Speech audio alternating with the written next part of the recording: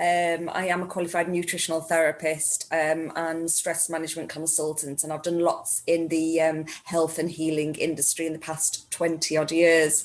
And I'm delighted to be here to share my passion that has been for kind of well over 20 years, to just help people to get more vitality, healthier, and just enjoy a better quality of life. So I want to kind of give you as many tips as I can. I could talk for the whole kind of 2 days of the conference on the things I want to share. However, I know I've only got 40 minutes, so I'm just going to start with a very, very brief introduction about how I got into this. And as I said, it was over 20 years ago. My son, who was 25, he had severe eczema and allergies. My dad dropped dead of a heart attack when he was 57, and that was 24 years ago. And then I was unhappily married. So like 23 years ago, I left my husband, got made redundant from work. I had health issues, nothing too serious, but I know they would have got kind of serious over time. So that led me into the health and nutrition and stress management journey of helping myself to help other people. And it isn't just about nutrition. That's a massive aspect to health, and it's something that we do all the time. So I just want to share other things that can help as well. And it's not just what you eat, it's how you eat. And, it's kind of incorporating the physical, the emotional, and the mental together. So the first thing I would say is nutrition for the now is what is right for you now. It's kind of being more in the now, and as you're probably aware, that when you're kind of more mindful, more conscious in the moment, there can be no stress. So whatever you eat, if you're eating the healthiest things in a stress state, your digestion kind of shuts down under stress, so it's not digesting the foods. So I like to help people with things that will help the stress as well as what they eat. So if any of you want to join me, or whether they're watching the recording, I would suggest, first thing in the morning, firstly, it's great to get out into daylight. You might not have sunshine, but get out into daylight before 9 a.m. Between 2 and 10 minutes is enough, just to get that light. And that helps you to produce melatonin, which helps not only to sleep better, but it helps the gut health. And obviously, as you're probably all aware, if you're into nutrition, the gut is one of the key elements to health and nutrition, because if the gut health is not right, then again, you will not kind of digest the foods that you're eating and feel as good physically and mentally. So this is what I like to do first thing in the morning. If you want to kind of join me, is just, you can stand up if you want, or sit down and just shake your body. Normally I do kind of stand up and just shake. You know how animals, when they get into maybe a fight or a bit stressed, you'll see them shake, like a dog or a cat or any kind of animal, just shake the body. So if you can just shake and move your body, you're kind of moving the energy. It's the oxygen that is produced when you kind of do any exercise, but just something like a couple of minutes, just shaking out that stress in the body. And if you've been sleeping all night and you might be kind of feeling kind of rigid and a bit tense, even at the end of the day, just shake your body. You can put on a record song that you love listening to, have a little dance, sing along. Singing is great to help the vagus nerve. It's all of these things help the vagus nerve, which is the nerve that goes from the brain to the gut. And then when that's kind of more in balance, then you feel less stressed and you digest your food better. So that is kind of a couple of, like a tip to start with. Yeah, I am going to kind of share some foods, and this is things that I do that you might be inspired to take on board. But I would first ask you is there anything that you're eating or you're drinking that you don't feel good with? So I would say get more into kind of your own intuition to find out, oh, actually, you know what, I'm not feeling good with this. And I wasn't feeling good with, well, firstly, sugar. I found that it was draining my energy. And having, found out since that, sugar, there actually is a book called Sugar Blues. So it can raise your energy, it can raise your mood, and then it will drop even lower. And then you'll just feel like you need something else to pick it up again.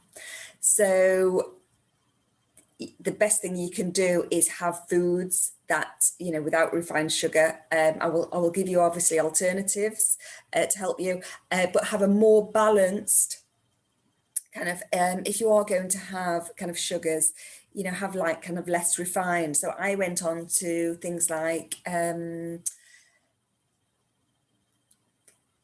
raw honey. If you're not vegan, then raw honey, not the processed honey, which is more like a sugar. The raw honey has got enzymes and nutrients in it, or maple syrup, or the jaggery, the Palmyra jaggery, the coconut sugar, which it does come from India, and that is not as sweet, but it's much better kind of for your blood sugar and for your health, because all these things have got kind of minerals in, and that's what refined sugar is lacking.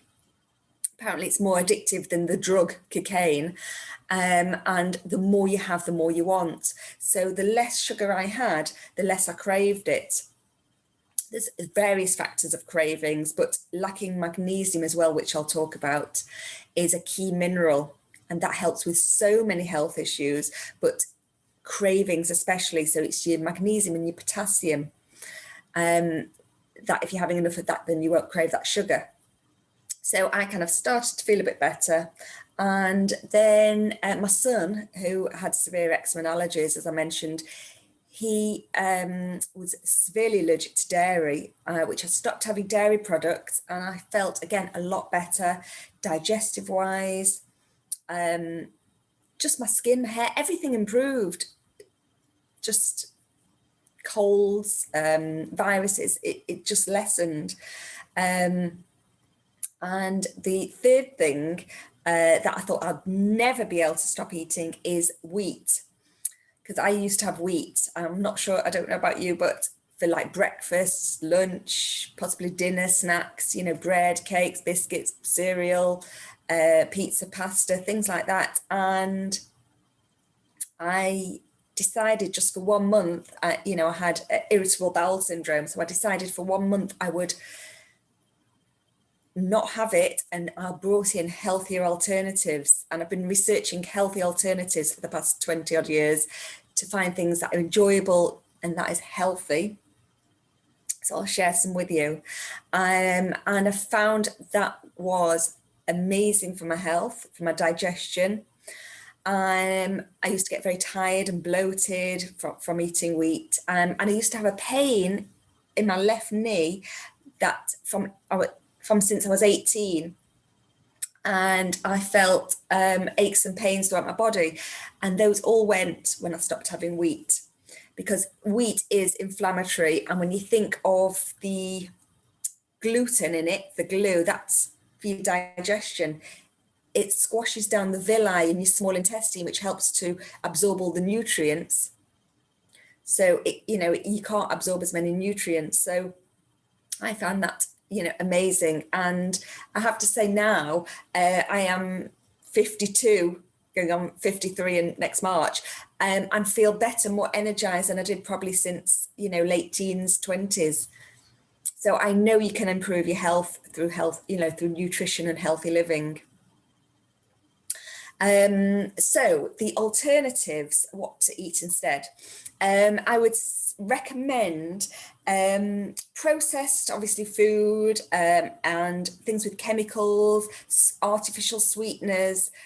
they're the ones that cause kind of the most health issues. And if you think of something like the sweeteners, like aspartame, and those sweeteners that meant to be for diets and diet drinks, they have been known to cause so many health issues. They're a neurotoxin, brain toxin, and people think they are having something healthier.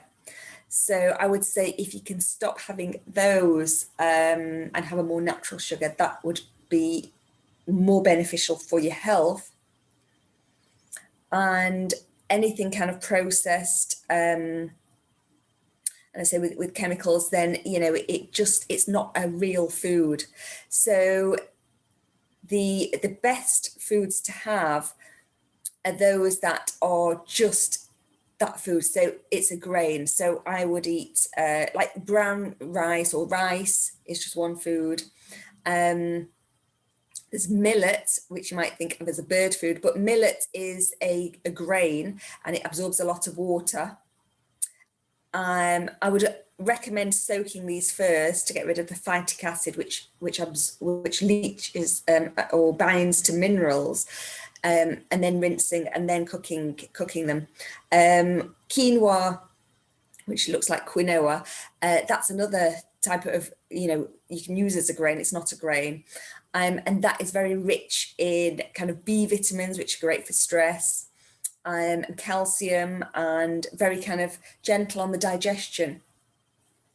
And buckwheat, which isn't wheat, is used as a grain, and that again, is kind of digestible to most people. But I would say with any foods, it could be a so-called healthy food, but if you don't feel good with it or you don't enjoy it, it's not going to do you any good. So I would say, just notice, is this food good for me? Am I feeling good with it? Am I enjoying it? And if not, then it's not for you for now. Because there's things that I've not enjoyed and not liked and not feel great with, and then over time I have liked them or I have felt good with them. So don't rule anything out. So those are kind of the grains which you can have, and some people less. And there's so many diets, there's so many philosophies. Some say no carbs, low carbs. It's what's right for you. Sometimes I can have a meal with just protein and vegetables, but a lot of the time I do need a little bit of the or some of the grain to make it feel complete. So of the proteins, I would say if you're going for animal proteins, especially chicken, I would go for organic. And the eggs, like free range, organic. Of meats, the grass-fed. Fish, fresh, maybe wild. And if you're vegan, I don't recommend getting these processed vegan products such as corn, with a Q-U-O-R-N, corn, because they are heavily processed, and that comes from a mold apparently. And instead I would have things like beans, which you can get black beans, aduki beans, mung beans. You can get haricot beans, black-eyed beans, borlotti beans, butter beans, chickpeas. This list, it kind of goes on. They say for kidney beans, they're not digestible for all people, and I don't find them digestible for me. They say if you're blood type B, then they're fine for you. My blood type A, and I know that they're not great for me, but sometimes you've just got to see for yourself. There's lentils. There's lots of different types of lentils. There's red lentils, there's green lentils, there's brown lentils, there's pui lentils, there's beluga lentils. There's quite a few different types of lentils, and vegetables. To me, vegetables are key. I started craving vegetables when I didn't want that many vegetables originally. And it's great to get a good kind of variety, colour wise, good antioxidants. So you've got the root vegetables, good for in the winter, help you to feel warmer, more grounded. And you've got the ones that kind of, like the green leafy vegetables, which are very kind of light, and you can just add those, last minute, just they take, even seconds to cook. You can just pop them in something that's cooked and they just wilt and cook themselves. And they've got an array of minerals, which is great. And that, as I say, we're lacking. And just kind of make things as tasty as possible. So, I mean, I don't know what you can get in kind of other countries, but there's one salt like called herbamare, and that's got a sea salt, and it's pure sea salt infused with organic herbs and vegetables, and it's just like a salt seasoning that you can put in kind of soups, stews, into vegetables. There's lots of different types of salts that I use, but that's kind of my favorite one. And it helps to kind of, just bring the dish alive and satisfy the taste buds, because if it doesn't taste nice, you're not going to eat it. And so you've got to enjoy it. Also the cookware, what you cook with. So if you're cooking with a pan like aluminium, the heavy metals that are going into that. So just kind of look for healthier cookware.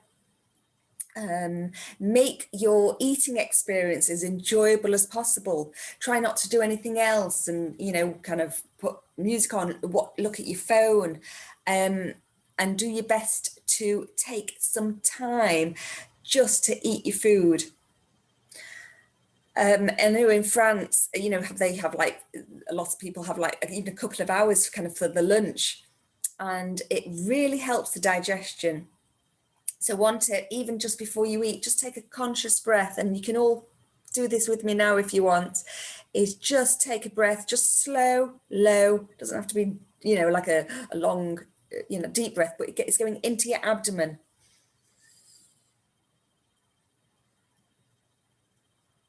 Just taking that conscious breath, and you will notice that it helps you to feel calmer.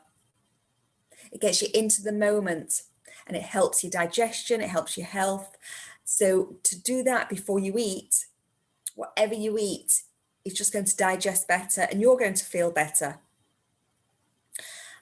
Chewing your food as much as you can. So just noticing how you're chewing. Are you, just kind of rushing eating? Are you noticing what you're eating?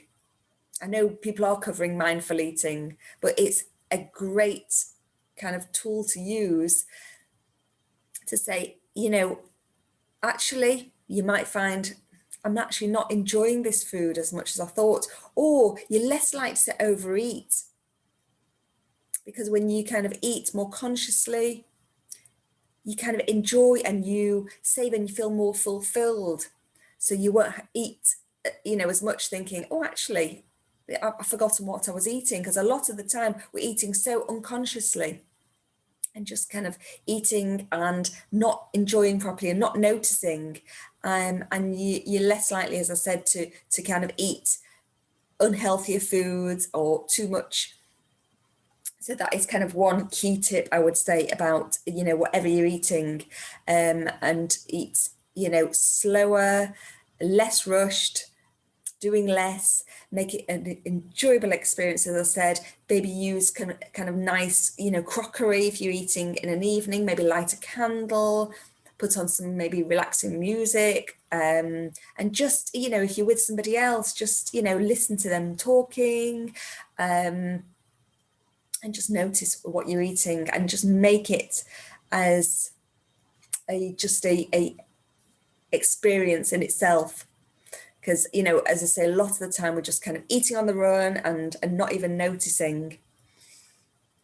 So so the other thing I would say is, looking at every aspect of your life, and is it, suiting you?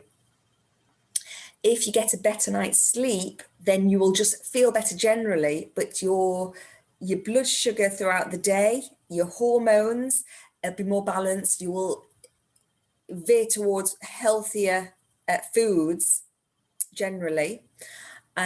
So I'm just going to share a few tips about sleep, because that will really help with the nutrition you choose for the next day.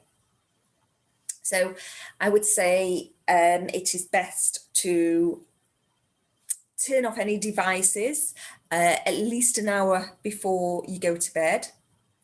And if you can't do that, then get something like blue light blocking glasses or a screen or something like that. And that helps, because when you get the blue light from a screen, it's okay out in nature, it's different, and that's the natural blue light.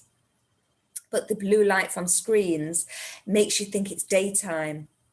So if you're going to bed and your body thinks it's daytime and not produce the melatonin to help you sleep, then it's not going to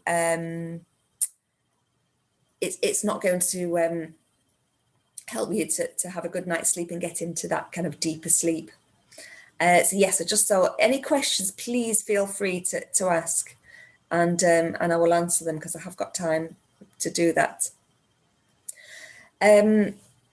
So again, before bed, yes, if you've got like lots on your mind, I mean, it's better not to do kind of work close to bedtime, but if you've got lots on your mind, write it down, write everything down, put it in another room, but make sure your mind is as clear as possible.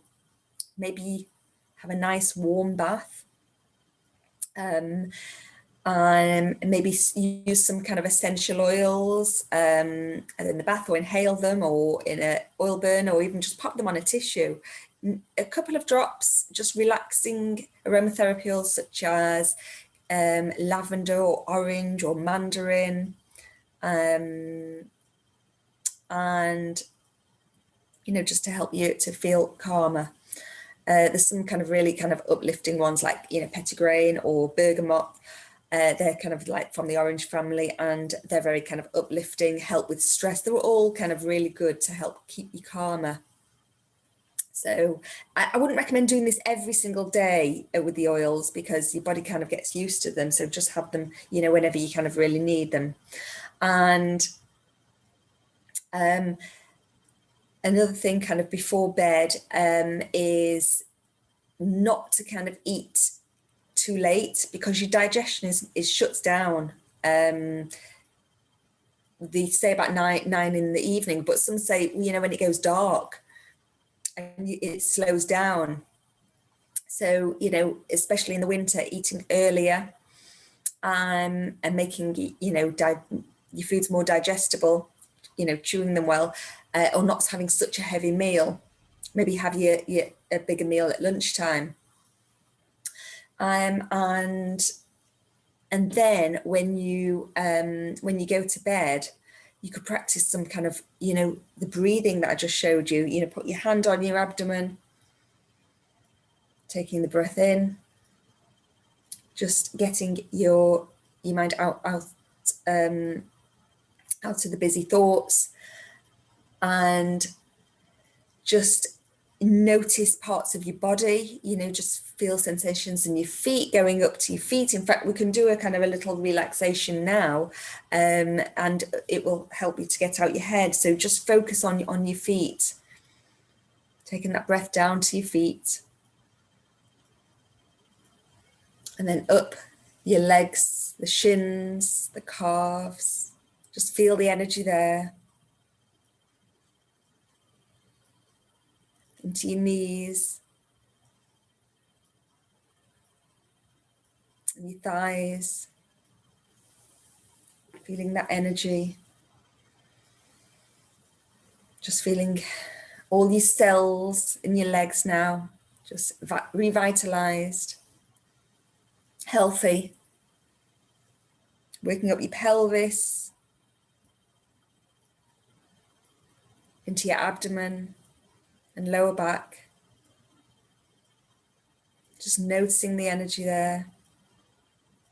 this health promoting vitality. Going into your chest and your upper back.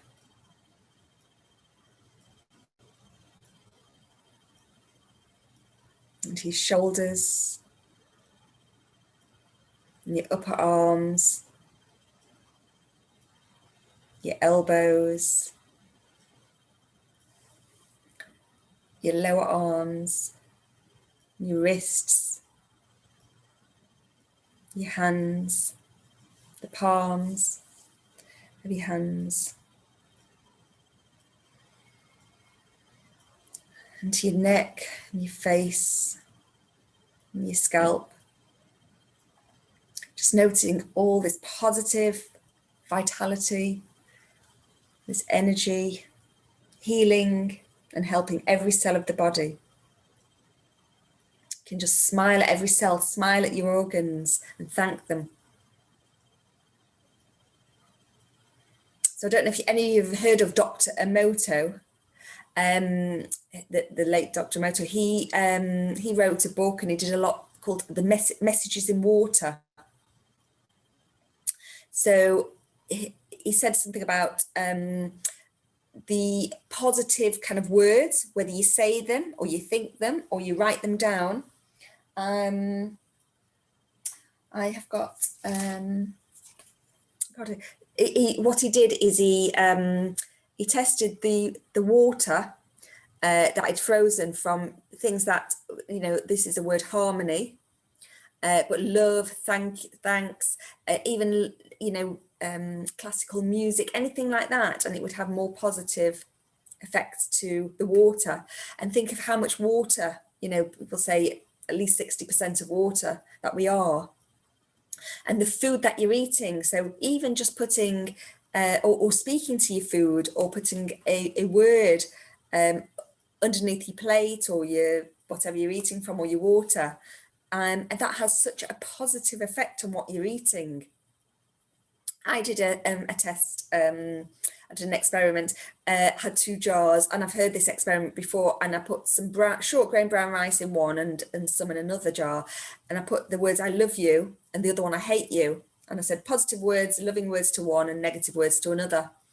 And after a week, 10 days, the one that had said I love you was fine. At one point there was a tiny bit of mold, and the other one was just full of mold and just black and just horrible. So it shows whatever you're eating, just put that, you know, positive, loving kind of words, thoughts into whatever it is, and it will just benefit you, yourself, and the food that you're eating. Talking of water, if you have kind of water or drinks while you're eating, it dilutes the gastric juices. So it's better to drink maybe an hour, half an hour before is fine. You know, just warmed water. I would say first thing in the morning, if you can have a glass of warmed water. It doesn't have to be hot, but not cold, but warmed. It's like giving all your internal organs like a shower, and it helps to cleanse the body. So that first thing in the morning, whenever you're kind of thirsty, before, like half an hour before a meal. But after a meal, I would say try and leave it half an hour. You know, a sip of, you know, of water or some herbal tea is fine, but you know, not too much to flood your body and to dilute your gastric juices. So again, we're talking about not just what you're eating, it's how you're doing and other things that you can do. So I think I've only got about 10 minutes left. So if any of you got questions, let me know. I mean, as I say, I can talk about lots of things. So if there's anything specific you want me to cover, please let me know. I mean, as I say, for my journey, I just, you know, all the things I'm sharing is what I'm practicing in my life, and it just made such a difference. I've actually, you know, I wrote a book 5 years ago, Food Awakening, Nutrition for Now. And, you know, I've got health information and recipes and things like that. And there's lots of information now on the internet, and some of it, as I say, could be so contradictory. So it's finding, you know, what is going to help you. You know, people say no fat, some people say high fat. And talking of fats, it's one thing I didn't cover, is I don't recommend any kind of fats that like processed fats. You know how you get oils, you know, in the supermarket.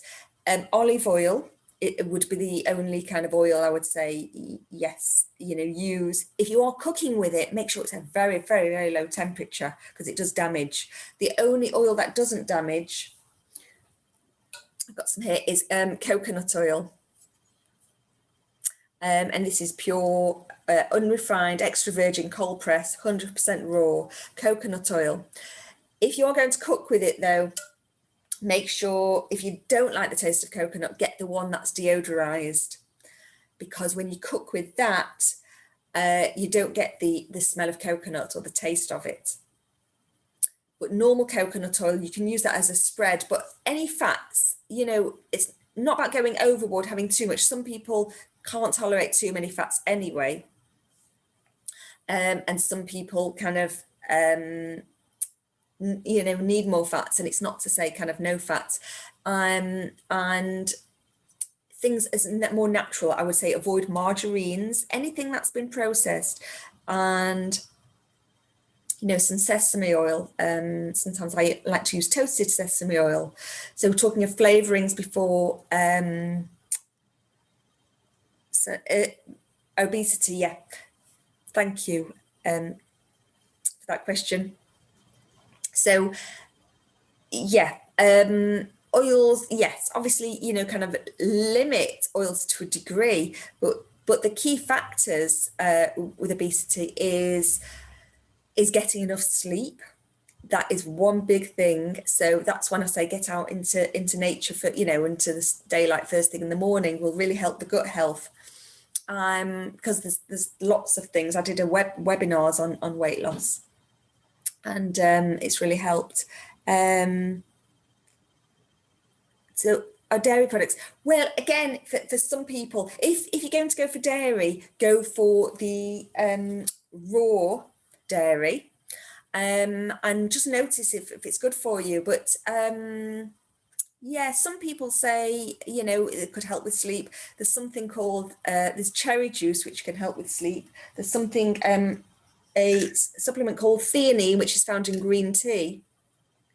That helps to kind of keep you calm, and you can have that during the day. And things like lemon balm, herbal remedy to help you sleep. So you don't need, you know, the dairy products. For dairy, for me and for a lot of people, find they've got very kind of mucousy, and digestive wise not great. So again, for obesity, might be that, but it's sometimes lacking in minerals.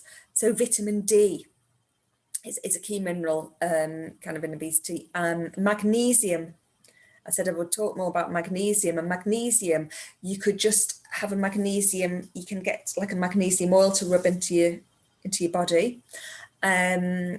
Or have baths, you know, there's magnesium salts or Epsom salts. You can have, you know, that in a bath or a foot soak.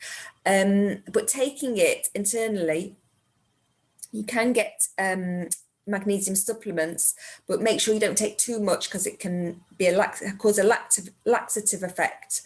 There's magnesium glycinate, which helps to keep you calm and good for sleep. And if you get it in, say, a kind of like a mineral type of thing from the, there's one that you can get from the Great Lake, the Utah Salt Lake, which has got lots of minerals in it, and high magnesium. So that's good, because it keeps all your minerals, and it's low in sodium. So it's just about, you know, because stress, you know, a lot of stress causes obesity, and it causes a lot of cortisol, that hormone that makes your blood sugar kind of raise. You feel really stressed with too much cortisol, which you get naturally anyway, first thing in the morning. So avoiding maybe caffeine, you when you think your cortisol levels are high, if you're having a cup of coffee on top of that, you're raising it even more. So notice things that are stressing in the body, which could be the foods, it could be just things in your life, and seeing what you can do. Now, obviously, there's some things you can't change.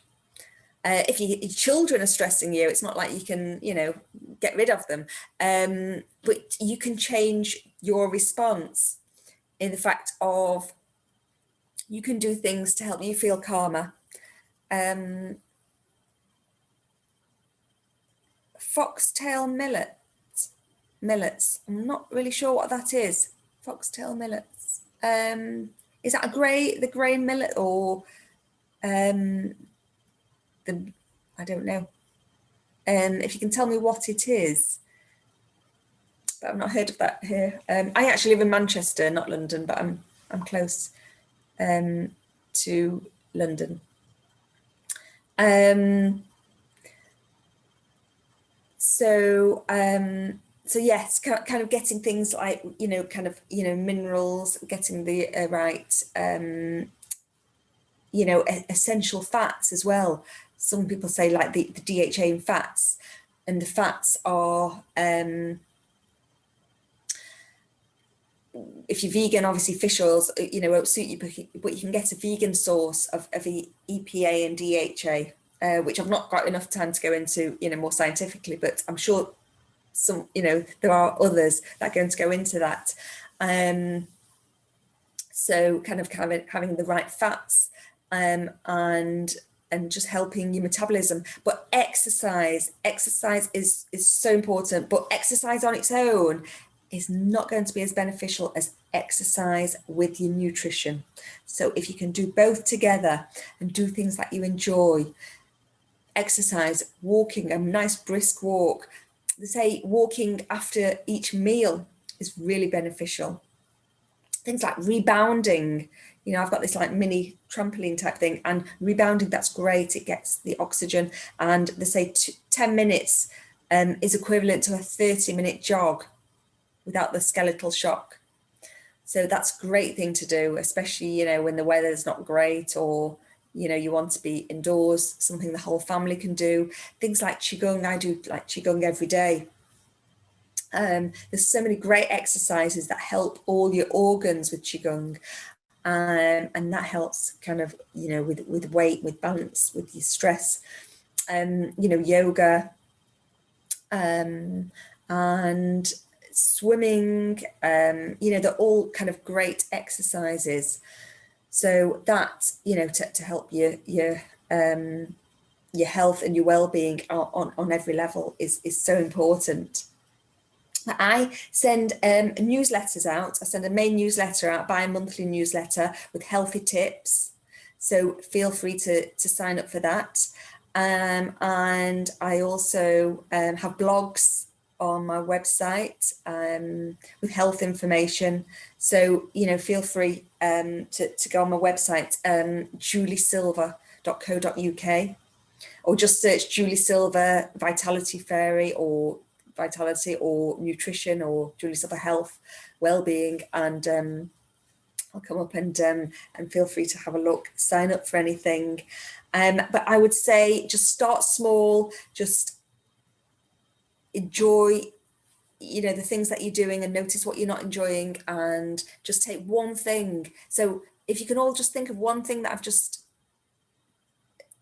covered today on this session, and see what you can incorporate, and then you can do things gradually. Because for me, one of my mottos is simple changes can lead to magical results, which they did for me, and I'm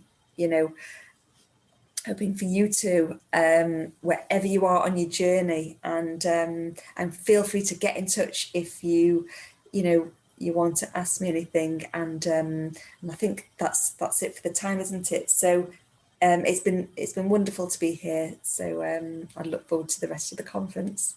Yeah, thank you very much, Dr. Julie Silver, for this very informative presentation. I have a question. What is your comments about eating fruits before starting the meals? Eating fruits. Yes, Well, before you start the meals. sure, Yes. it's the best time to eat fruit, really, because it digests very quickly. Mm-hmm. So if it's melon, I would not eat that with any other fruit because melon digests very quickly. So you either have melon or you have other fruit, or you have melon before other fruit, and just make sure that you feel okay with it, because eating it afterwards, obviously you can get bloated because it ferments very, it goes through very quickly, it'll ferment. So again, fruit is very cooling. So if you're somewhere that is warm, it's even better, because it's very cold here in Manchester. So especially in the winter, we don't eat as much fruit.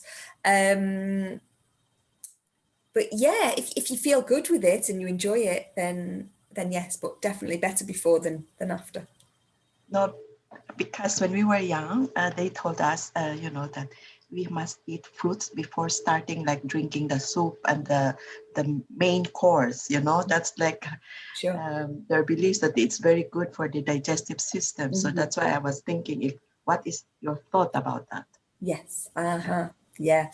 I just noticed something about belly fat, and that is kind of too much cortisol in the body. So it's about reducing the stress, not having foods that stress your body. But wheat was a big one, because there's actually a book called Lose Wheat, Lose Weight. And that any kind of inflammatory foods, with the gluten, with the wheat, can help. Alcohol, sugar, caffeine, things like that, and just kind of getting out, doing the exercise, but as I say, getting out into daylight, and sleep, things like that. Anything that helps reduce stress is good. Thank you for your reply. Thank you. It's a pleasure. What about your comments on having too much fruit in our healthy diet? Too much. Yeah. Now that could be the case too, because in the macrobiotic philosophy, they say fruit is more yin. So when it's yin, it's expansive. So the yang is very kind of when you're very tight, when you have a lot of salt, meat, things like that, eggs, very kind of, make your body contract, minerals. The fruit helps it to expand. So in a hot country, actually, it's obviously more, cooling, as I said, but when you think of expanding, even your body can expand more. So, and it's got natural sugar, but it's also got the fiber. So it's much, much better than having kind of sugar or sweets or something like that. But again, it's noticing everybody's different. So just see what works for you, but better on an empty stomach. And the more tropical the fruit is, the more higher in sugar it is. So just notice. I would just experiment, and just, for me, it's about mentally say, ask your body, is this what you want? Is this good for you? And see if you get a reaction. But just, if you're enjoying something, don't let your mind take over and saying, oh, this is bad, this is good. Just see what works for you. Yes, thank you very much.